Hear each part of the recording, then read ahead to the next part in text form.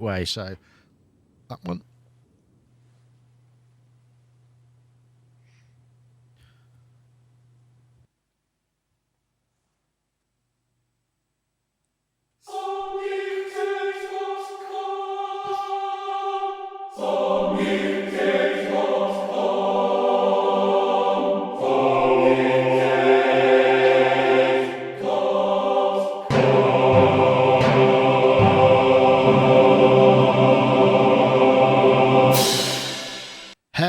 Everybody, and welcome to Sonic Talk number 381.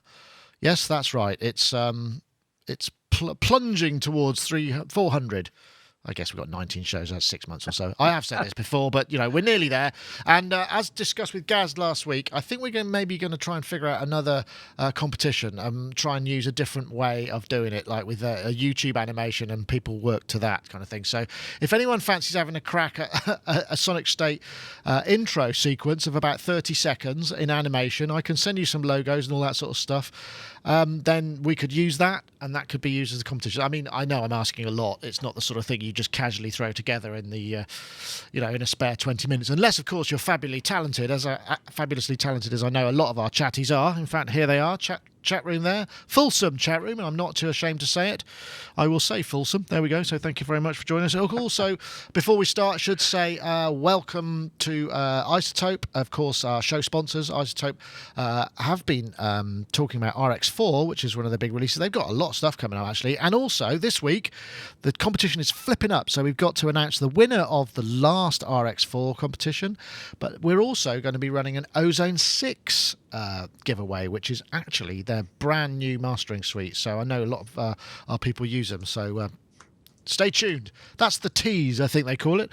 The next tease we've got there with his synth cave teasing imagery. The chat room are already drooling over your analogness.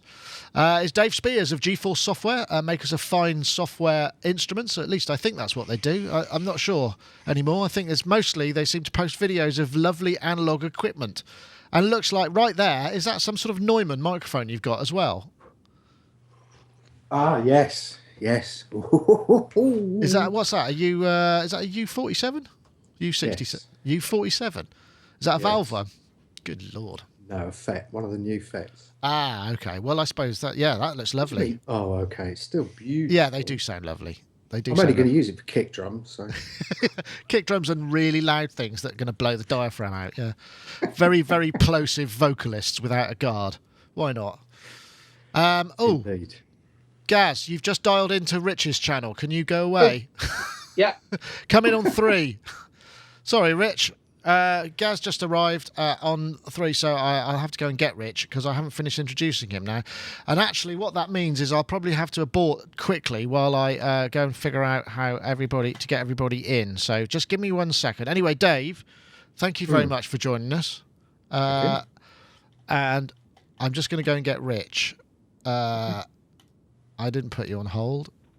Sorry, Rich, I didn't put you on hold. I just, Gaz rang in on that channel. So I'm just going to bring you back if I can. How do I do that?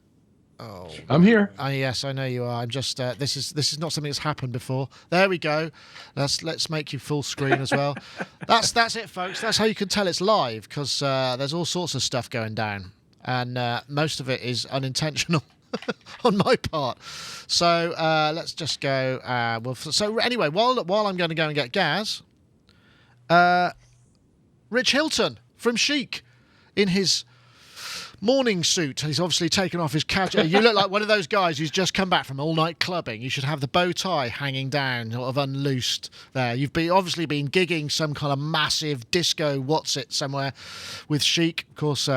Keyboard player with Chic, and also works with Noel Rogers in the studio on a daily basis. How are you, Rich Hilton? Are you well? I'm very well, thank you. Happy to be home at the moment. We were in Cannes last week playing a corporate function. And how was that? Was it warm or was it raining like cats and dogs? No, Cannes was beautiful. Warm, took meals outside on the Mediterranean. It was beautiful. I am jealous because I was in Turkey the previous week and it was peeing with rain for a lot of the time, which is also on the Mediterranean. It was warm though, but Chic weren't playing. No, I understand. So, Well, we played for some convention of some kind. Yeah, corporate gigs are always interesting for us because. Yeah, well, you're not the main event, I suppose, because they're there for the corporateness of the gig, and you are sort of the entertainment, which is a different atmosphere, I guess. Right, they didn't exactly sign up for us necessarily. Just somebody. So, yeah, or maybe not. Maybe just dinner, and see ya.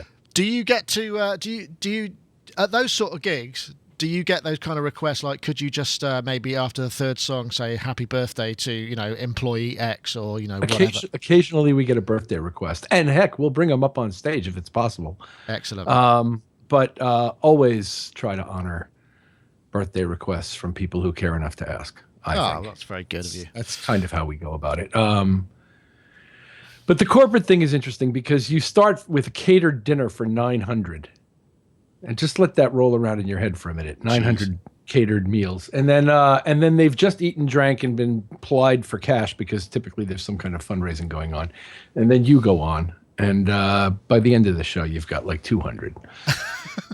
So it's just a sort of depleting audience. Just gets 50 worse. And 50 of those are on stage with us. Yeah, and then 25 of them are asleep because they don't get out much. Yeah, oh god. But they're always kind to us, and people I think who didn't expect to see us or are not necessarily thinking on the way in that they were fans of this music walk out happy. So I'm very confident about that, and it's just a completely different experience from playing festivals to tens of thousands of people amidst other amazing bands and the people out in the field are all enthusiastic for one reason or another. Excellent. That sounds excellent. Right, I'm just going to go and grab Gaz. If you two can talk amongst yourselves as much as you like. Hi, Rich. How are you? Good. Nice analog porn behind you. Thank you. Beautiful. It hasn't been fired up for a while. Yeah, I understand that part. Well, I'm pimping the... Very nice. Very nice. You are indeed. But meanwhile, would it be out of line to mention that there seems to be a brand new release from G4 Software? Oh, yeah. God, yeah. Yeah, that's why I'm looking like this, because I've been up most of the nights. And I may say a stunning new release from G4 Software. I love the GUI. Hello. I love the sound of the thing and the GUI and pretty much everything about it. Once you explain to me how to use the PPC. Okay. Thank you very much for holding the fort there, gents. I think we have also today's show, Mr. Gaz Williams. Hello. Sorry about that earlier. That's all right. Responded to last week's invite. That's Sorry, okay. Rich. Gaz Williams there in his Gaz Williams, professional bass player and music producer. And in fact, Garrett owner. I went there yesterday because I was in Bristol to drop the family off. And I came to... And it was very strange because I've been to Gaz's place, never, although I've seen it from this angle, I don't know, maybe 150 times. So it's so much more disappointing in reality, isn't it? No, that's not true at all. It's no. Rich has been here. Yeah. Oh, right, cool. So what I'm were the odd one out. Of that? Yeah, that's random. Me to be the first one over at Gaz's. Yeah, that is bizarre. Anyway, Rich and Gaz Williams, thank you very much for joining us. I think what we'll probably do is get stuck in, shall we? We'll start things off. I'll just play a video. Here we are. This is perhaps not the newest news, but the last of the Keith Emerson kind of tribute Moog modulars was sold. $150,000, handmade kind of replication of the huge Emerson Moog Modular system that he took out on the road and was very famously used. There it is. Wow, that's impressive. You wouldn't want that to fall on you, would you, if you jumped up and down too much? We studied original Moog synthesizers to create a faithful recreation of the original Keith Emerson instrument. This is fabulous, and the thing that's really interesting about this is that they made 5 of them. I think went for $150,000 each. So that's that's $750,000 to make the things. So obviously that's going to keep a bunch of hardcore electronics engineers in work for a while, and they went. I mean, they were they are have got to be some of the most interesting set of synths. Although I have to say, the sounds that they used to sort of demonstrate it were perhaps not as impressive as you could do with however many oscillators it's got. I know, Dave, you didn't buy one. No, we bought 4. Just waiting for them to be shipped, right? Yeah. Well, come on. No, we didn't. No. What an amazing instrument. What an amazing price. God. But I mean, it goes to a system that big. If it was original, which would require an awful lot of servicing or what have you, would probably go for something close to that, wouldn't it not? Mm-hmm. Yeah, in fact, there's one on the Vimeo auction that's coming up on Saturday. I've got a feeling the starting bid on that's something like £23,000. Oh, okay, so that's about 40 grand. Yeah, I mean, obviously, it's not Emo's Modular and whatnot. It's a shame Chris wasn't here, obviously, because he toured with this. Or he toured with Keith a million years ago and had to lug the original around, which is, it's a shame he's not around because he has some pretty entertaining stories about that. I think he used it for a couple of sounds. And Chris, at one point, I believe, he suggested that rather than lug it around constantly, is there any way he could sample those 2 sounds and Keith could just use those? It's just like, no, it's all part of the stage show and all that kind of stuff. But I don't think it was in a bad state, if I remember correctly. Right. A lot of, Chris and I talked about this a million years ago, so I may be being completely inaccurate, but I do remember it had to be completely rebuilt at one point. Oh, ouch. I mean, you sort of paint yourself into the corner. You start off when you've got 17 Arctics and you think, I know what would be a great idea. I'll have 17 bass drums. We'll have a wall of modular stuff. We'll have a replica Stonehenge. And then, 20 years later, you're thinking, oh, God, do I have to take that thing? Couldn't it have just been a funny hat I chose instead of all of that stuff? I know, Rich, you used to work in the synth dealerships back in the day. I mean, did you get any of those sort of big systems through, or did they generally were custom built and went straight to the customer, I suppose, rather than sort of through any kind of dealership? They were custom built and generally were distributed directly to customers' needs. They were created to order, but I do have one or two decent anecdotes. While working as an grad student at Cornell University in 1978, I was exposed to Modular Moog number 3 because Ithaca, which is where Cornell is right down the road from Trumansburg, which is where Bob Moog was at the time of the development of these instruments. So I was privileged to mostly look at that one because it was in pretty bad disrepair and it didn't work very well. But I also got to play Mini Moog number 89, which belonged to a gentleman named Don Croker, who was my music history teacher at the time, and who played in the original Moog trio with Chris Swanson during the late 60s, which probably was the group that played this concert at the Art Museum in New York that they mentioned in the film that you've referenced in this topic. Yes, the MoMA. That was quite interesting, wasn't it? The fact that Bob Moog essentially created performance synthesizers before the Mini Moog, specifically for a kind of jazz gig in the 1960s in the garden at the Museum of Modern Art in New York. Right. Right. Well, there were. Sorry. Is that Herb Deutsch? He wouldn't have played in the Moog trio, I don't think. Okay. I think the Moog trio was centered in Ithaca and involved Chris Swanson, Don Croker, and somebody else who I don't think was Herb Deutsch. But of course, Herb was there, and he's in many of the pictures in this film that we have associated with this topic. And anyway, Croker was a member of the Moog trio and had Mini Moog number 89 that he used to lend me to play on gigs. I think I've seen a picture of you, Rich, with an impressive fro and a Mini Moog. Would that have been the? That would have been that. No, that's the multi Moog that's sitting over there on top of my clavinet. But no, that picture. It was either the multi Moog or a micro Moog. Okay. But on a number of occasions, I got to play this Mini Moog. And by the way, it did have to be constantly tuned. Yeah, I can imagine that sort of thing is actually on stage at those days with the lack of regulated temperature oscillators and shifting environments. It did need to be tuned quite often, but it was a blast to play. It had the original plexiglass wheels rather than the white plastic sort of toothed gear thing that they came around later. And it was gorgeous. The wood was beautiful. It would look like, it didn't have this sort of veneered look. It looked like it had just been cut down, and bought from the lumber yard. It had a very handmade look to it. And actually, their stuff still does to some extent. So that's cool. So there you go. That's what I got. Interesting that the Herb Deutsch, the Emerson modular was actually originally built for Herb, wasn't it? Oh, really? Well, was that like a surplus order? Is that one of those things is when you get kind of unfulfilled orders like you get in bathroom shops, this suite was ordered and nobody picked it up, so you can have it for a knockdown price? No, I think he built it, and I think he built it for a gig that Herb was playing, and then, obviously it went back to Moog, and then I think at some point, Emerson acquired it.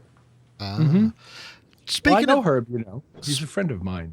Of sorts. He is an amazing individual, really amazing individual. Really nice man. Yeah. Rich, I'm hypnotised by the sound of your microphone. It sounds absolutely fantastic today. What have you done? Have you added some bottom end to it? Or you just... No, zero EQ on this microphone. Wow. And I basically adjusted the I/O a bit and the compression a bit. Nice. And the compression, by the way, is the native compression that comes with Motu in their QMix software. Right. Sounds great on the voice, definitely. Thank you. Nice. You were talking about serial number 89. Dave, is there a kind of curve that happens with particularly sort of specifically hand-built instruments where, serial number 1 might not be quite all it could be, but by the time you get to sort of 30 or 40 or whatever, is there a kind of feature creep or, fixing creep of things like that, particularly, say, in the Mini Moog or some of the other classic synths? Well, the Mini, there was 100 of the original RA Moogs made, and they were discrete components, and they are still considered the kind of holy grail. Then it went to the Musonics after that, and then the one we've got, which is the Mini Moog. I mean, once you get into this, you just never you never get away from it, because it's like discrete components. Then there's the first generation analog oscillators, and then you got the second ones, which are a little bit more reliable in terms of tuning, but everyone thinks that they haven't got as much punch as the first generations. But the RAs are really are the holy grail. So yeah, if anyone finds one of those first 100 RA Moogs, just buy it. They're the ones, are they? I know. Gaz, thinking about getting the RA Moog? You've dropped. you seem to. You've gone a bit like Where's Wally underneath the wall with the. Yeah, there we go. Did they do Mini Moogs, Model A's, Model B's, and C's? Then is that what? But they were never released. It was only the D was released. So the D was the only one, right? Okay. So, and with the Emerson modular, was the first time we heard that? Was that Lucky Man then, or was that the Moog? Was that a little bit later than the Emerson modular came about? Don't ask me. I can speak to that a little bit, but just from an observational point of view, because I was a fan at the time and I saw them in their first one of their first tours. I don't know the answer to whether or not the one he toured was the one he used, but I suspect it was, because there just weren't that many around for Lucky Man. But when I saw them in November of 1971 in New York, touring on Tarkus, he had what looks essentially like the cabinet from what became the Moog 35, which was sort of the bottom angled layer of what later became that behemoth. So the thing built up over time. Mm-hmm. And I saw the early version, and there's a film of them touring in that period where you see that same early version and his earlier version of the ribbon controller that he used to do the kind of wacky stage stuff that he used to do. Stuff. I could just imagine.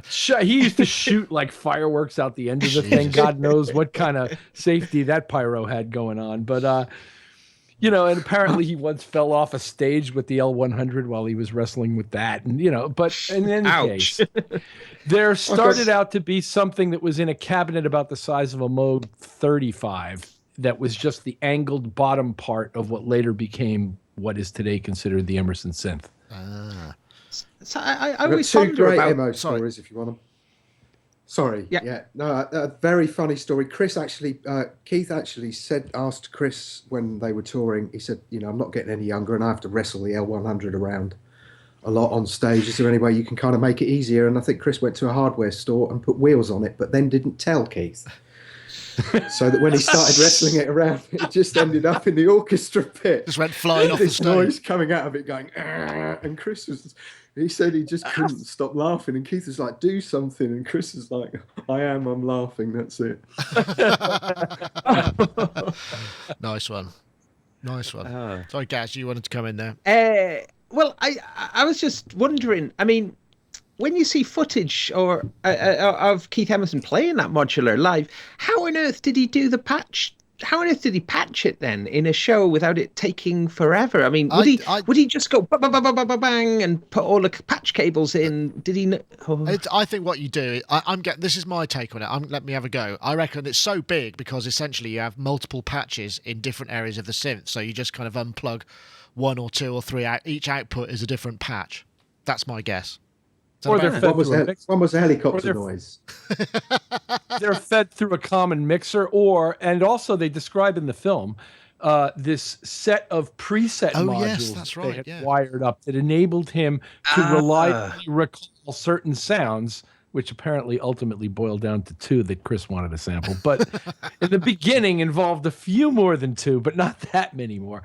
But it was so novel at the time that the lack of variety in the sound wasn't an issue at all, because you were just enthralled with the sound of the thing in an arena, in a hockey rink. It just sounded amazing, as I believe Emerson mentions in the film. Like, just you plug one of those things in and crank it up in a hockey rink, and it sounds incredible. That's amazing, isn't it? It's interesting, though, isn't it? How, in many ways, the generation of kind of laptop musicians where it looks like everybody's just sort of checking their email, as opposed to someone with their back to you, just kind of operating a telephone kind of patch system.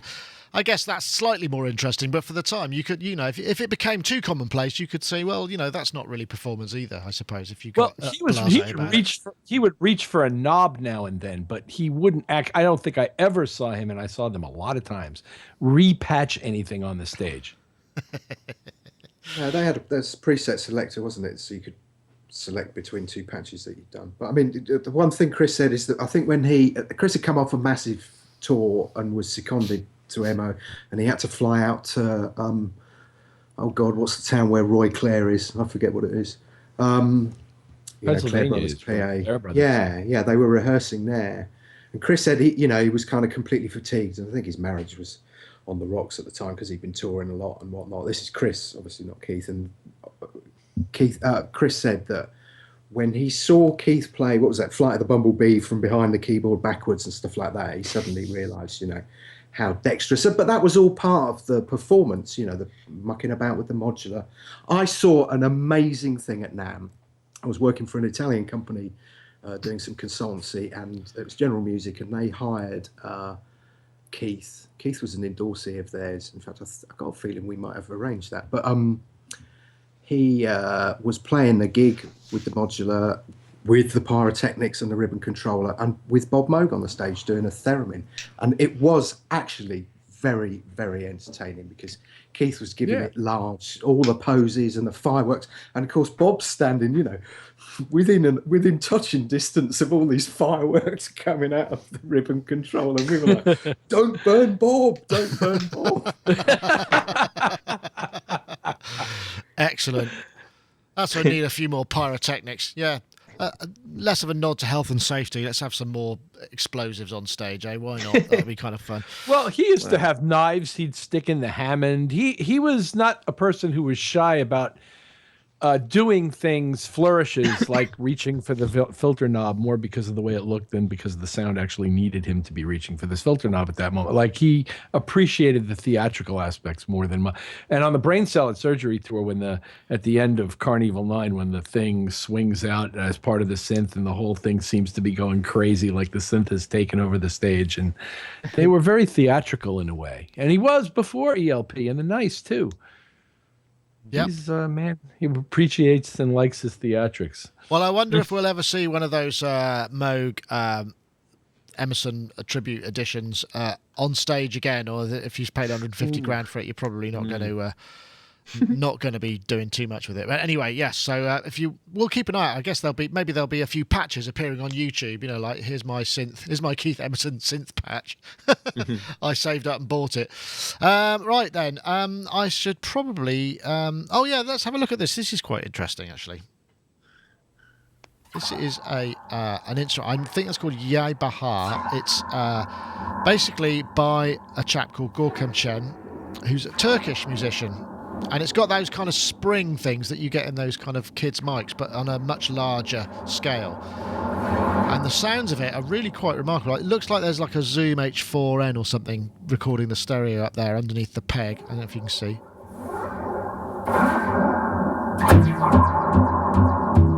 If I fast forward it a bit, because he starts playing the actual... I need to find my mouse.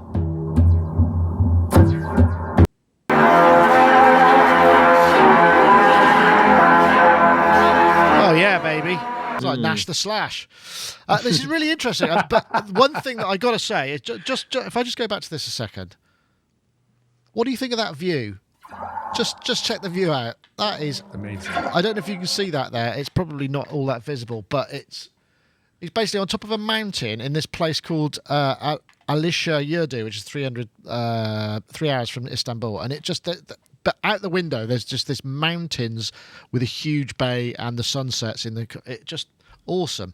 But it sounds incredibly synthetic, but all of the sound of that thing is actually just, acoustic. And that is fab. I'm guessing, Gaz, this might appeal to you, being a man who collects basses. Do you think you get a bass with that sort of technology in it, possibly? It's amazing. I mean, it does sound really good, doesn't it? And I mean, there's such a lot of different sounds he gets out of it. And I thought this was a great video. And I mean, but what could you do with it though? I mean, you could make sort of Diego Stocco like kind of things. It's got that kind of vibe to it, hasn't it? Yeah. Amazing. But I mean, is there any plans to market them or make smaller versions or anything, or is it just purely a one-off? I've absolutely no idea. I'm going to try and do the place where he filmed it is this kind of like new age colony. There's people that it's right on the mat. It just looks absolutely awesome. I want to go there and have a gong bath or something. Oh well, I can't make that any bigger. I don't know how that works. It doesn't seem to want to zoom, but it looks really gorgeous. I don't know if there's plans to make, but it looks like it could be repeatable. I mean, I don't know. Dave, you thinking of buying some? Maybe you want to get in some interesting electroacoustic instruments as well. It's really funny when you sent this through. John and I, sometimes in the sort of dark days of bug fixing and testing and coding, we have this little fantasy about we're going to give it all up and go and start a bar on a beach somewhere really nice and make marimbas for a living, because that seems a lot easier than what we're really doing. And when I saw this, I sent it immediately to him and went, dude, it could have been our new business. I think, now, if I don't know if I'm pronouncing it right, I think it's called, no, let me see, it's called the Yaybaha, I think. There is another video, which I didn't actually link up, but of him playing all sorts of spring-type instruments and sort of tapping them with mallets and bows, and the atmosphere sounded really interesting, all sorts of the different pitches and what have you. I like that kind of idea of that. I mean, I don't know if you've ever been at NAMM, at Music Messe, where they got the kids hall, and there's all sorts of handmade acoustic properties and instruments, like rubber bands that are 40 feet long that you can play on a string that come out of these giant PVC pipes as soundboards, and it's got a very similar vibe, although perhaps not quite so weird and much less destructible. I know, Rich. Have you got you've probably got a big enough garden to get one of those sound sculptures in. I loved it. And it took me a while to realize that those were springs and that all of the reverb and delay I was hearing is acoustically generated by the instrument itself. Yeah. It took me a while to really wrap my head around what was going on. And then after he stopped banging and scraping and doing things and bowing the springs themselves and banging on the resonator drums, which are essentially resonators in this whole scenario, then he starts playing that thing that looks like a stick cello, and that resonating aspect kicks in, and it's stunning what it sounds like acoustically. It's really incredible. A lot of harmonics going on there, aren't there? Awful lot of harmonics. It's very hard to kind of imagine how you kind of get there from. I suppose it would take a lot of tinkering. And where do you get springs that big? That's what I'm curious. Do you think he has to wind them himself or something? It's sort of quite possibly. Right. Well, and as Katie says in the chat room, I'd love just to have that room it's in. Yeah. And the view, room please. is a large part of the way that thing sounds. And I imagine if you play it on a beach, it sounds a lot different than it sounds in that room. And I'll take the room too. Yeah. And the view. Yeah, I was thinking that would make a nice studio, wouldn't it, with that view? Although it'd be very hard to see the screens because of the amount of light coming in. You'd have to draw the curtains, which would kind of defeat the point, really. Or turn it round so it wasn't facing the sun. Look, I've got this lovely studio, but I've got... Isn't that what you did, Dave? You got daylight, and then now, because of the screens, because you can't see the screen, you probably have to draw the blinds all the time. Yep, I've got a lovely view, but yeah, the Can't blinds see are it. down. I can't use it. Yes. Maybe what you should do is have a camera outside and project it and bring the view back in on another screen. No, but this is what we need, though. We need a return to screenless studios. I bang on about this loads, but, no one's making them anymore. Everyone's scared. Everyone thinks you have to use computers, but I want screenless recording. Yeah, well, I dig that.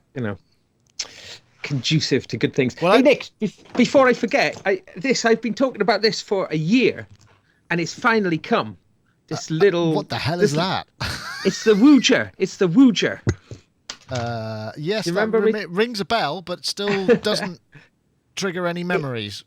It's a little transducer. You plug your headphones into it, and then you plug it into your sound source, like your phone or MP3 player, or in my case, my bass amp headphone output, and then it sympathetically vibrates, and it's like there's two places you put it, on your sternum or on the base of your spine. To be honest, I did actually try it in my underpants, but it was just too strong a sensation. I couldn't do it. But I have wiped it down as well now.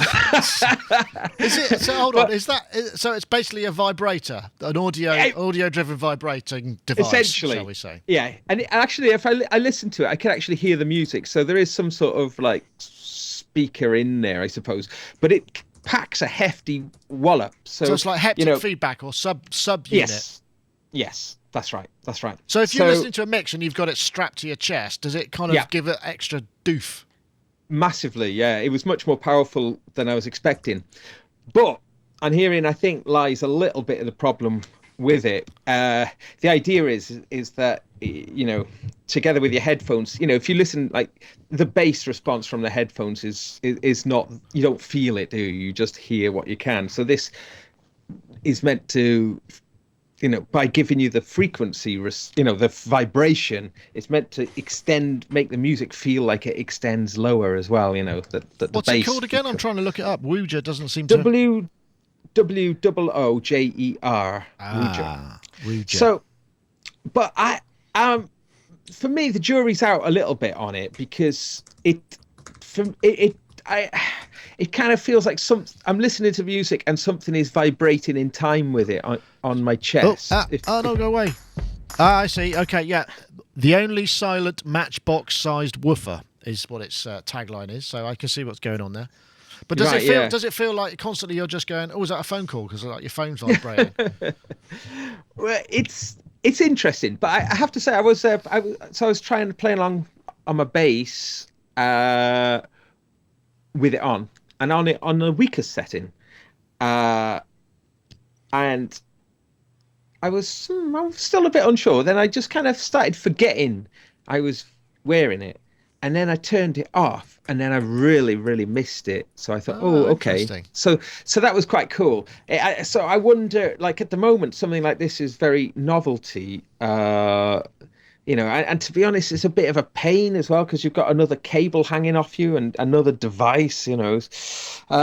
Apparently they're really good if you're playing computer games. Right, you've got headphones so on, you get explosions and the like. Slaps you about a bit. yeah. But I'm kind of interested from a music technology point of view, and also from Sorry, when Synth Beast just said clip it on your left nut, which I think is perhaps not such a good idea. but I've been trying to try out in different places because they recommend that, as I say, I was getting a bit experimental with it. But generally, I find that reasonably high up on the chest is a good place for it. It feels like it feels as closer to the headphone. I don't know. Somehow feels like the music. It belongs to the music more. How much was it? Is it expensive? Well, I got it on Kickstarter, so it was a bit cheaper. It was a bit cheaper. I think it was about 70 quid or something like that. Wow. Okay. So it's not dead cheap. They package it as an extreme edition as well, where you get actually 2 of these, so even more kind of cable. One on each nut. One on the sternum. One. 2 of them. Yeah. That's really interesting. I do remember you watching, because we talked about this before. There's like these vest things, isn't there? And I know that Ed, one of our reporters, has been after something which is like a kicker, because as drummers have been getting kickers that go into stools or what have you, and you get big transducer boards that just kind of give you a bit of a pounding, so it feels like there's a lot of air moving around. It's an interesting. Richie. Apparently, Richie Horton uses a bass vest. Oops, no, bass vest. That's interesting. But how long does the battery last? I don't know, because it hasn't run out yet since I've charged it, so I don't know. I think you get maybe a day's use out of it, I suppose. Okay. It's got a USB port on it for charging, so I guess you can charge it off. I charged it off the computer, so I could see that being really useful in a situation like, I know, Dave, if you're there and you can't have the music up loud, you got to listen on headphones, and you got something that's just giving you a bit of an extra vibe for maybe if you're jamming. I could see that being quite useful. Apart from the lead probably wouldn't reach across you're dashing across the room to tweak another synth, and it sort of pulls everything off the desk. It might be the only problem. It's for sort of perhaps not something that you could move around with. Yeah. Next generation, isn't it? Bluetooth. A Bluetooth Woojer. Yeah, I mean that would make sense, wouldn't it? If that was Bluetooth, you plug your wired headphones into that, and then it acts as a Bluetooth receiver as well. That would be cool. Yeah, I think sense. But it's an interesting thing. I was wondering whether the vibration tallied with the actual vibration of different frequencies. Different notes have different vibrations, don't they? And do you think it just buzzes depending? Well, I was wondering about that, but as I say, because I listened to it and actually could hear the music slightly coming out of it. I reckon if you guess it's like those if you put a tuning fork against your tooth after you clack it, you get have you tried putting it against your tooth to see whether it resonates? No, don't do that. You might loosen something. But yeah, it packs a punch. Can you imagine that? It's just smashing my teeth out. Yeah, could in the name of science. Don't try this at home, kids. Well, anyway, that's Woojer. Well, that sounds interesting. And if you want to check out the Yaybaha, do check that out too. I think Synthopia posted it. Got a web page here you can probably have a look at. There we go. Yeah. So check it out on there, because I didn't post it. Oh, that's playing again. So anyway, it was probably time we did the competition and all those good things. So first an ad from our sponsors, and then competition time. So, of course, here we have makes the difference Ozone 6 is out. Ozone 6 is, 6th generation mastering application. iZotope's creative mastering platform, Ozone, makes it easier than ever. Really does have a lot of features. Get essential mastering tools, equalizer, dynamics, maximizer, exciter, imager, post. It's now standalone. Totally revamped interface. Looks very clean, actually, and able to do some very complex mastering functions with great graphical ease. Harness the sonic texture of classic analog gear with even deeper digital control. Smarter mixed decisions aided by robust real-time visual feedback throughout all modules. Oh, that's a very short video. I should have timed that. But anyway, you can get a 10-day free download. iZotope.com/ozone, and as with all their products, you get 10 days free, and you can check it out. You can master your audio outside your audio editor. You can also run plugins inside it, so you can get some really kind of neat things. If you want to win one, we will have a competition. But first, I'm going to give the results of the last week's competition, where you could have won RX4. In fact, somebody did win RX4, and that person, and I know this name because I've seen them regularly. I don't know if he's in the chat room today, but Lee Kemp. Please step forward. Lee Kemp from Bristol, no less. So just down the road. He won with the fixed flawed audio hashtag. He's won RX4. So I think I've got his email address because he's been in touch before. So congratulations. The iZotope Fairy will be bestowing RX4 upon you in Bristol. So congratulations. And if you want to win Ozone 6, now we've got the iZotope are doing another competition, as they do every week. Ozone 6, you need to be on Twitter. Basically, you can just tweet this, which is the hashtag creative mastering to @SonicNick and @iZotope Inc. And both of those will mean that it gets entered the competition, because I've got a little search running that allows me to pull out all those entries. But please do add a comment as well, because I do read a lot of these, and it frankly makes me feel like it's not a bunch of bots entering every week, but I'm sure it's not. We do appreciate you doing so. Do enter and win. Ozone 6 from iZotope, creative mastering hashtag @SonicNick, iZotope @iZotope Inc. Go to it and win something. The odds are good. Right. What was next? Amazing Thing. We've done that one. Ah, yes. New John Carpenter album, eh? How about this? This is basically John Carpenter is releasing a new album.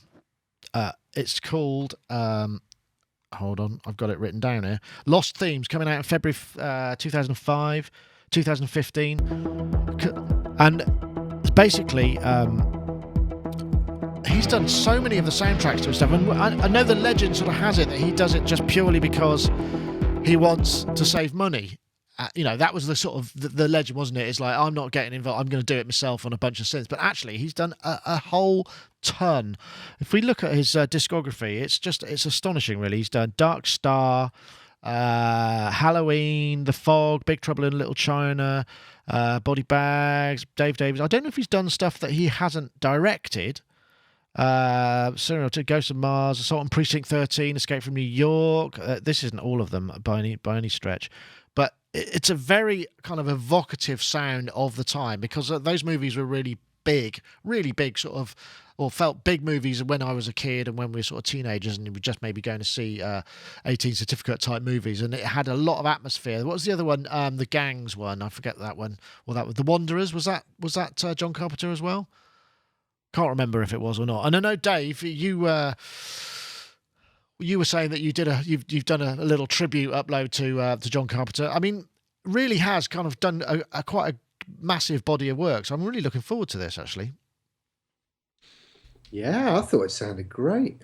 Really great. It's funny, actually. I was watching a load of Alessandro Cortini vids where he uses the Buchla easel, and there's one where he uses the AKS. And it really struck me as there was a massive John Carpenter influence in what he did. It's just so, I don't know what it was about the John. I mean, for me, Escape from New York was probably the big one for me. Snake Plissken. It sounded old and slightly creepy and yet kind of futuristic all at the same time. Sort of harrowing. I don't know. There was something about it. And then, obviously, when I've done sounds, it's been in the back of my head. But reading that John Howarth interview, that was quite interesting, where he talks about the Prophet 5, which is why I sent you that video, because actually it's that kind of Prophet 5 muted brassy sound, along with that typical kind of step modular vibe that sort of gives it this backdrop. Anyway, yeah, no, big fan, looking forward to this a lot. Yeah, some really good. In fact, there was it's worth looking at. There's examiner.com, the article on Alan Howarth on composing film scores with John Carpenter. If I just paste the link in there, I might be able to throw it up into the chat room. You probably won't be able to read that, but if I come here, there's a brilliant quote in here, which is, "We did a cue a day," Howarth said. One quote we always get from John, it's just really true. He said, "Alan, if you want to be our director, you only need two important words: yes and no. Just be very decisive," which I think is something we can probably all relate to. Was that a big influence? Was John Carpenter music a kind of big electronic influence in the States? Because I mean, I guess being a homegrown talent, it might have had a bit even more reach in your neck of the woods than perhaps in the UK, even though his films were pretty big over here. Well, I imagine all of those same things, but I don't know. Every single word you said makes perfect sense to me, but he was not a big influence on me. I'm familiar with some of his movies, but I'm not that familiar with him as a score guy. I enjoyed this piece of music very much that you referenced in the show notes. And obviously, but then reading the article with Alan Howarth, it became pretty clear to me that he's not really a synth guy. He's a guy who knows how to employ synth guys to execute certain musical desires that he's got. Sure. Which doesn't in any way demean his musical ability or make any kind of value judgment at all. But just in terms of understanding where his role sits in this whole creative process, he employs people to get those kinds of textures that he describes to them, which in some cases directors do anyway. Yeah, there was another quote in there which I didn't highlight, which I was just looking at, which is just kind of, I think he just sort of said, when he first started working with Howarth, he just sort of said, I just want to make sure the record light on is when I press a key. You know, that was kind of the starting point anyway, but it may have been. Yeah. I know, Gaz, perhaps you're of a similar age to me, you know, and some of those films are presumably kind of quite a big part of your youth, you know, going to the cinema and seeing. There were a lot more 18 type certificate, you know, more adult nature stuff, or stuff that wasn't for kids. I mean, obviously now it makes more sense to make a much broader appeal because you get more money back, and you know, it's return on investment and all those things, and it's kind of a kind of golden age in many ways. I mean, they weren't the greatest films ever made, but the atmosphere around them was very clear, wasn't it? Well, I find it really interesting with the John Carpenter stuff, just how much he relies on the actual raw sound of the synthesizer to do the work, you know, and how appealing that is as well. You know, that they do sound, it's, you know, it just sounds like synths, doesn't it? It doesn't sound like synths trying to be other instruments. It's just very raw synth sound, lovely. And because I think for me, it was Assault on Precinct 13. That was the tune, you know. I just thought it was amazing. I just thought it was brilliant. And yeah, I think we did it. Yeah. We covered that in a podcast, and I remember playing it. And it's just so fantastically unquantized that, you know, you forget how raw it actually was. Yeah, and that's why when I listen back to it, it sounds so remarkable, really, in that you just would never have something so raw on a soundtrack these days. Everything's just so refined, and I love that rawness. I just think it's just ever so appealing, and it really is a great advert for the pure power of synthesizers, you know, not having to sort of wash it all out with effects and reverbs and delays, but just really, you know. That's interesting. That's my feeling. It's interesting. Also, there was another line in the Alan Howarth interview, which is a cue a day. And when you consider the sort of technology they were dealing with, I mean, you know, when they started out, you're talking about watching the thing, stopwatch timing, hit points, creating the music, and doing it like, you know, 2 o'clock, kind of go, okay, it needs to hit, and doing it kind of almost blind, and then throwing it back together and tinkering with stuff. I guess if you're the director, that you could move a shot cut and stuff if it didn't quite work out. So you've got a little bit more leeway and less time required. I don't know about that. I know, Rich, I mean, in your experience, music cues, you know, they take time, don't they, to kind of get right in the toing and froing, and a lot of the stuff that was said in those is very rarely were revisions made. Oh, muted. Well, yeah, to some extent, that aspect of it is a lot easier when you're both the score guy and the director. You can just say yes, can't you? Because I love it.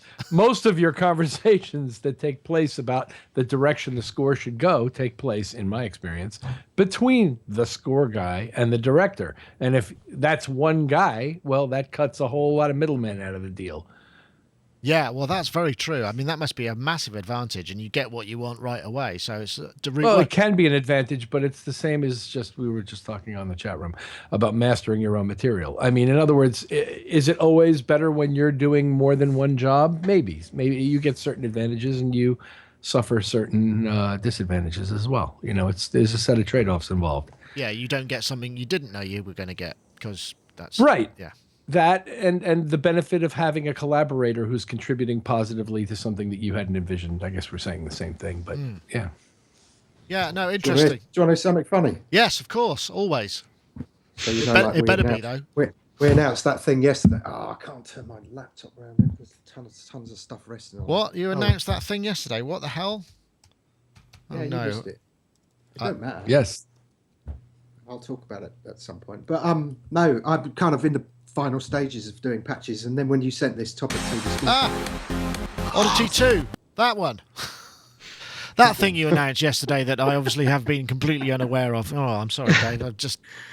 No, honestly, don't worry. It's no, but it's funny because I'm in the final stages of doing patches, and when you sent this through, I went like this.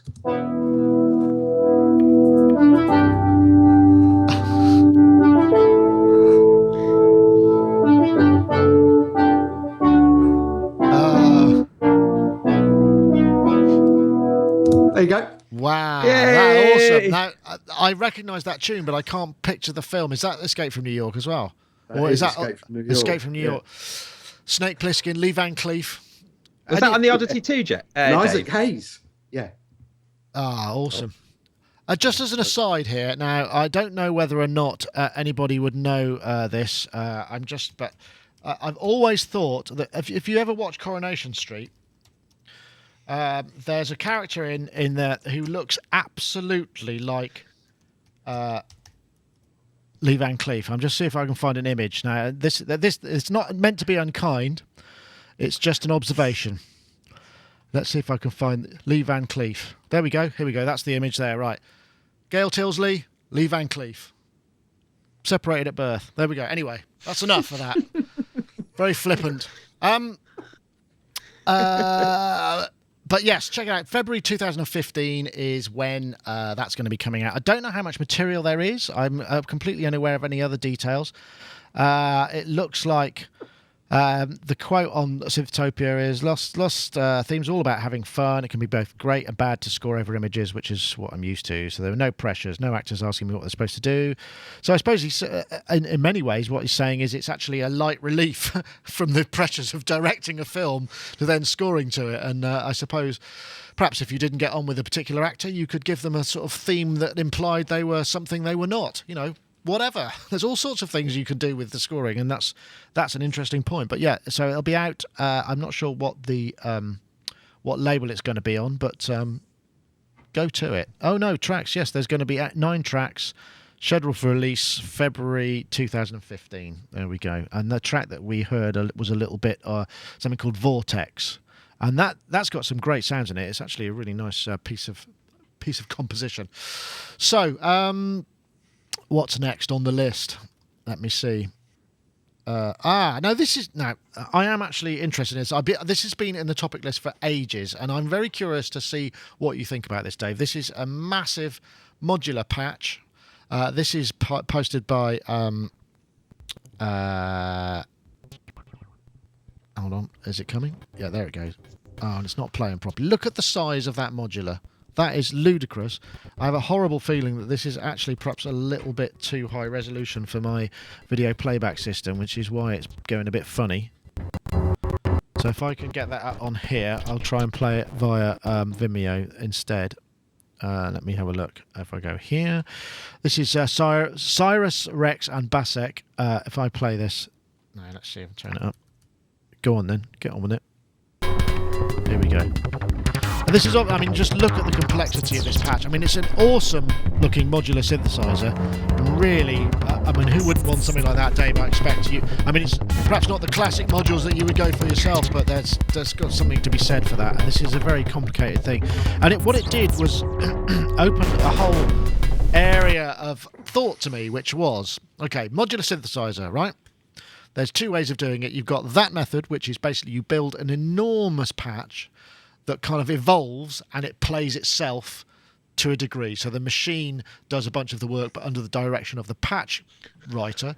Or you've got the notion of you make a patch and you tinker with it and you play it real time.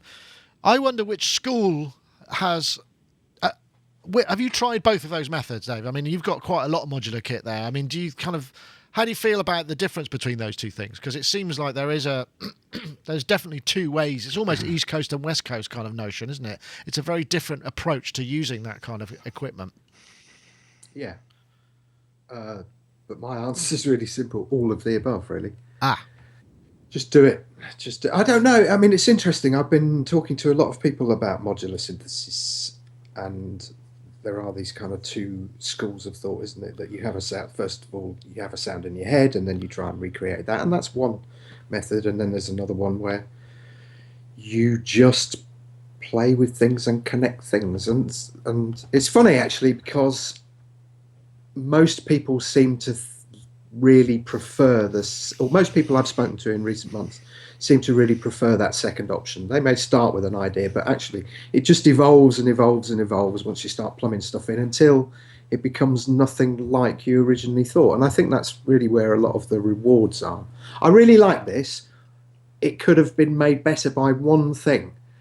You know that massive Samsung TV, if this had just kind of fallen over and it was a bloke playing like a monotron or something behind it, that would have been really, really funny. Or a couple of plugins or Reason or something like that. But yeah, amazing. You see, I look at that and kind of go, that's obviously just evolved over a God. Well, it's interesting though, because the reason I asked this question was because, say an artist like Richard Devine, what he does, as I understand, is, particularly if he's doing a performance for a particular thing, he creates an incredibly complex patch. So he builds the patch, and then the performance is the play out of the patch with obviously some interaction. I'm not saying it's just the machine doing its thing, but it's just quite a different, it's a unique way. It's a very different way of doing things. So you're letting the random nature that you can program into it kind of create things that you didn't know were going to happen. Yeah. I don't know, Gaz, got anything that works in that way? Is that sort? It's almost like creating a kind of giant mousetrap game, and just firing it off and seeing what kind of happens, whether the ball bearing comes out the other end or whatever.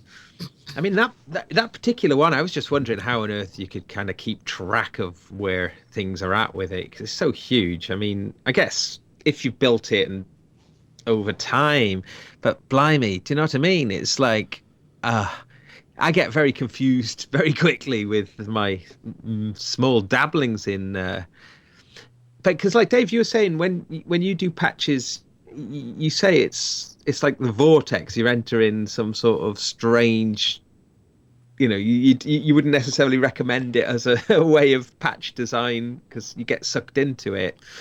Do you remember what you were telling me about it? Oh, the modular time black hole kind of fun. Yeah, it's like computer time, but it's with some exercise because you've got patch calls and things. With computer time with your arms above your head, yeah. Yeah. I remember putting. I started working on something a couple of months ago, and I put all these patch cables around because I thought, I'll just grab them all and put them around my shoulders. And after about an hour, I thought, God, my shoulders really hurt. It's really funny. It's like that's how unfit I've become, sat in front of a computer for years. It's an interesting idea. I mean, I don't know. I guess the same thing could be applied to kind of plug-in chains and creating patches generally. But it's quite. I mean, I guess the thing with something like that, he created a whole performance out of it. Presumably there are other spin-offs and stuff. I don't know, Rich. Do you feel there is a right way or a wrong way? I mean, it feels to me. I mean, the only reason I'm bringing this up a little bit is it feels to me that kind of letting the machines do a lot of the work is not all that different to buying in a bunch of reactor patches and pressing start. Even though you didn't make them. So I don't know, but I can clearly be proved wrong there, and no doubt will be. I mean, I don't have much of an opinion about this. I enjoyed it for the first few minutes, and eventually it became the sort of modular synth equivalent of watching paint dry. But in other words, I would have wished for more sweeping changes to be available within that huge of an architecture, whereas they chose to dedicate it pretty much to this one evolving piece. I have absolutely nothing against evolving pieces, and the elements that they created are interesting to me. So I quite enjoyed it, and I really have no complaints about it. And I don't necessarily see this as Dave said, you start from an idea, but you typically, in environment in a sandbox like that will end up with something that's different from what you thought you started out, because your idea will improve or refine across the point of generating the thing, and you'll hear things you didn't expect that'll suggest new directions to you. So I don't know that I see it as two different processes even. You generally start from some kind of an idea. I want to do, and either the idea is a process, I want to do this until I find something cool, or the idea is a sound. Gee, I wish I could make it sound like a cuckoo clock. And then along the way, you find some way to make it sound like something more interesting. There were elements than a cuckoo of that clock. that did get into that area. I suppose in many ways, it's like complex modulation. I don't know, when you create stuff on your modular, I mean, sometimes with me, I kind of go, oh, I could do that, and then this would evolve in it, and creating sort of non-standard waveforms and things that just kind of generally go. I mean, I've been reviewing the Boomstars the last couple of days, and had them for I don't know, 3 or 4 weeks, and I found, the programming that you can do, that is quite deep, considering it's a front panel with a bunch of switches and knobs on. There's not a lot of patching, but there's all sorts, you think, oh, I know, I could do this and then do that, and then you figure out a way to come to a round of doing things. Do you find you're doing that with the modular stuff as much? I mean, you use the sequencer. I mean, do you use that as a sort of a massive LFO or envelope sometimes, or is it mostly just to trigger note events? Yeah, all of those things. I mean, that track that no, I didn't. Yeah. So I use one particular sequencer on that track that I sent you the video to. So I've got 2 of the 960 sequencers. Hang on, can I turn that round? It's probably going to knock. Yeah, there you go. Okay, so I've got 2 960s, and then we've got this one here. So I'll use this one here as a LFO. But those are generally the kind of notes. But what happens is like like I was saying, and like Rich was saying, you start with this idea, and this is what I love about it actually, is you start with this reasonably fixed idea, and then as you're building something, you go, oh, hang on a minute. And actually, this is quite infuriating at times, particularly for an old codger like me, is that I'll suddenly have an idea and think, oh, actually, if I modulate that with that, then I'll get that. Or if I trigger that with that, then I'll get that. And then I start to think, now, where was I again? And sometimes you literally have to kind of retrace your way back through the cables. The worst one's running out of patch cables, isn't it? I haven't got that far yet, but it's the analogy that I heard, which I really liked, and I think this really does apply to people like Alessandro and Richard Devine, is it's like playing 3D chess. Wow.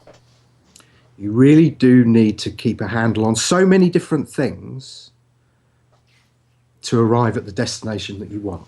Otherwise, it can be chaos, and chaos is great. Accidents are great. All of those things are great. Everything is great. Everything is great. Okay, well, that's fair enough. I think that's all. It's a show. Completely It's your valid. show title right there. Everything is great, or chaos is great. Yeah, either one. All of that. All of it. Yeah. Both. I'll just put the whole of it in the show title. I think there's a character limit somewhere on the line, but yeah. Interesting. 140. Yeah, no, it is interesting, and I've kind of, that's the first thing I did. I took a drive out to our local synth dealer last year when we got the modular, because the dope for Dark Energy comes with sort of 4 grey patch cables, and I was like, I really need to buy some more patch cables, because it's quite often you get to the point, it's like, I've got another one, but it's not long enough to reach to the bit that I want, so I have to unplug a load of things and jig them around and go, yeah, that one's a lot, that patch cable management sort of scenario. Gaz, I hear you. Yeah, well, it's the newly announced Microbrute SE, like the pastel coloured ones, yeah. Yeah, pastel coloured ones. They come with they come with a stackable mini jack, don't they? So really? The tip top ones. I know. Oh, they tip top, are they? Yeah, I think they're tip top. So I was just going to. Yeah, they're linked by 2-inch patch cables across the Atlantic there, right?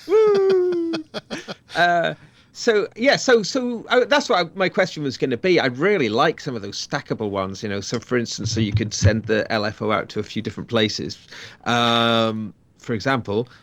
So, Tip Top are the place. Top, yeah, I think Tip Top Audio are the only people that actually make them.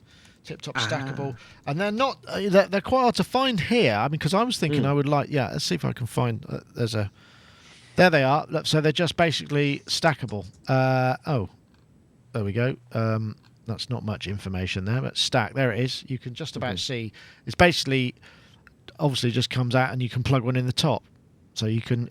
I guess that's built-in splitters, isn't it? It's like having a mult. Looks a bit different from the Arturia one, though. So I'm wondering if Arturia are actually manufacturing them specifically for their SE one. I don't know. Well, that's true, and it's not really long enough to get you anywhere apart from internal patching that thing. But yeah, they do look cool, and they are cool. Nano Brute. Oh, somebody says Shaggy Freak says Nano Brute. Oh, that'd be interesting. I wonder if there is such a thing. Don't think there is. Oh, that's IntelliGel. Oh, hold on, IntelliGel. Let's see what that is. Hub. Oh man, what have I done? Oh, this looks interesting. Hold on, it's opened in the wrong browser window, so I'm just going to bring that over here and chuck that. I think that's the idea. Oh, no, hold on. Oh, God. Sorry. It's the wrong chat window. Wrong chat window, wrong machine. I'm getting there. I will get there in the end. There we go. Look at that. That looks pretty cool. Oh, wow. So that's just like a little splitter. Passive Mult splitter. Neat. That's a Christmas present right there, isn't it? Oh, yeah. Hold on, what's going on here? Help! I've got too many meese and too many windows. I can't see where I am. There we go. So that looks kind of cool. Now, wrong mouse. Yeah, I'm getting a bit befuddled. I do, 4-channel passive units, $10 each. So it's a four-way split. That's kind of cool. Yeah. So we'll get some of those. So yeah, we want some tip-top audio cables, tip-top audio stackable cables, and some of those IntelliGels, because we like IntelliGel too. They make the IntelliGel Atlantis, which I've got over there in the rack, and is a very nice piece of equipment too. Cables with LEDs. Oh gosh, they're all coming out now. This is from Sonic 2253. Let's see what's this one. This is cables with LEDs. Oh, they're pretty. LED patch cables. Oh, look at that. Ooh, nice. I wonder if they pulsate in time with the signal. That would be pretty cool. Cool, isn't it? Eurorack modular order here. How much are they? Let's have a look. Oh, I've got to click. Yes, I am. We get. I can't see. Doesn't say. £10 per cable. Blah blah blah blah blah. It doesn't say whether they oscillate whether they pulsate in time, but that would be cool too. Anyway, I'm rambling. We're getting into Christmas shopping here, really. So, Sonic 2253 actually says yes, positive and with showing positive and negative voltages. Ooh, Dave. Very nice. Dave, I can just see back there, just behind you. I can see this sort of glowing awesomeness. Yeah, you can turn the really lights good, off. wouldn't it? That would be really good. I wonder where they get the power from though, because we'll have to read up on it. But thanks for that. That's the chat room to the rescue once again. Fantastic. Anyway, I think that's probably time to stop now. So don't forget, if you didn't catch the information about the, am I trying to find? Yes, the iZotope Ozone 6, you can win Ozone 6 here. All you've got to do is tweet out creative mastering hashtag @SonicNick, @SonicNick. Add a comment too, because it's always nice to read, as I said. I'd done my first mastering session on Ozone 6 yesterday. Oh, cool. How'd it go? Well, yeah, it's interesting. I mean, there's some things missing, which is a bit concerning. Because I have read various people grumbling about it being a bit of a downgrade, just in terms of there being less in there. In some, I've never seen it before with the Ozone. They've always added more things, but this time they've actually taken away the reverb module, which I love from the previous version.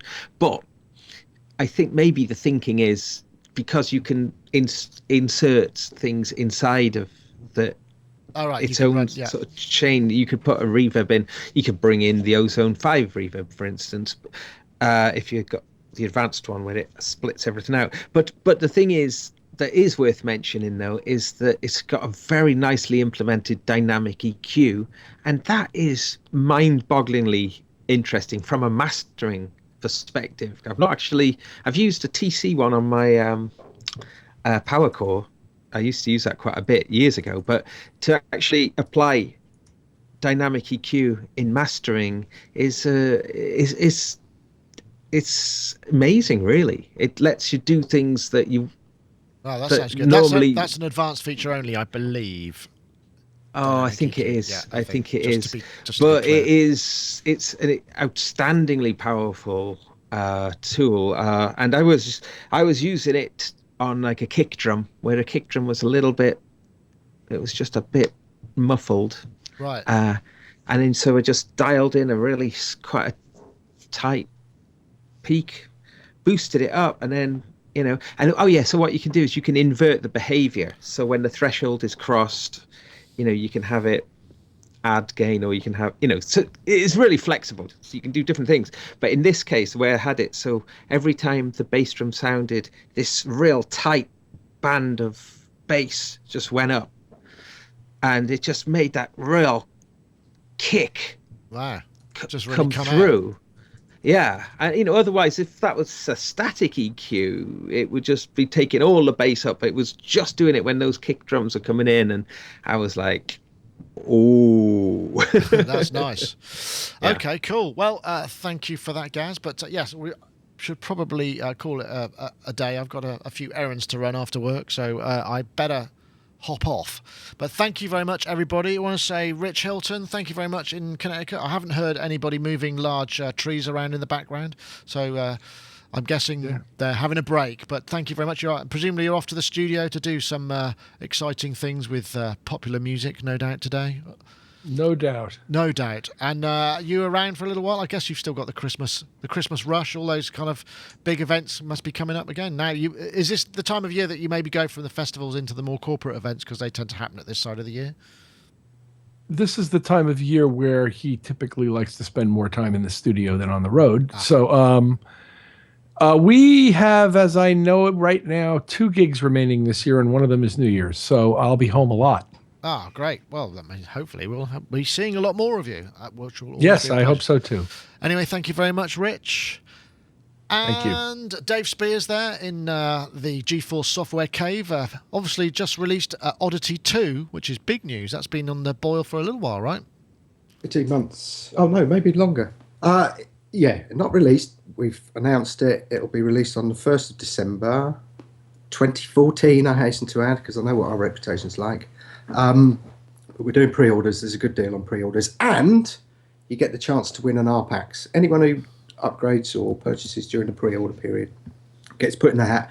We've got this amazing, it's just absolutely pristine RPAX. Flight case, patch charts. It's beautiful. And we went, you know what would be fun? Let's give it away. So, Right. yeah, going to do that. Awesome. Well, do check it out. And, when the release will be next month then. So, cool. I noticed you went for the orange ARP look. I've got to say, we went through several iterations, and I have to say, as soon as I saw that one, I just went, that is the most gorgeous looking interface. There's something about it for me just works. I went straight back to the design guys and just went, it's beautiful. That's it. It stays. Anyway. And there it is. Just to clarify, I'll just see if I can zoom. Oh, yeah, that's very pretty. Black and orange is just the greatest color scheme. Yeah. I'm It such really a fan. is. Yeah, I love it. Yeah. Anyway, well, thank you very much, Dave, GeForceSoftware.com. Nice to have you Thank aboard you. again. I know you've been very busy, so appreciate it. You taking the time. And also, Mr. Gaz Williams, who's there in Bristol. Thank you very much for joining us as well. And thank you very much for last week and the chocolate and the beer last night. That was very much Pleasure. appreciated. Anytime. Okay, I think that be it now. So I'm going to press the fade to black and stop the recording. So thanks very much.